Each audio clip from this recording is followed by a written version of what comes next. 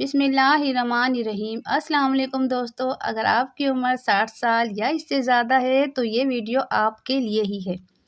उम्र बढ़ने के साथ जिस्म को ज़्यादा तवज्जो और कुदरती ग़िज़ाओं की ज़रूरत होती है। तो आइए जानते हैं वो 5 की चीज़ें हैं जो 60 साल के बाद ज़रूर खानी चाहिए। नंबर 1, खजूर जिस्म को फौरी तवानाई देती है और खून की कमी को दूर करती है। नंबर 2, अखरोट दिमाग को ताकत देती है, याददाश्त को बेहतर बनाता है।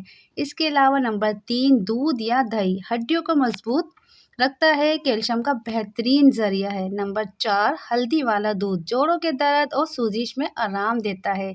नंबर 5, दालें और सब्जियां प्रोटीन और फाइबर से भरी होती हैं, दिल को सेहतमंद रखने के लिए बेहतरीन है।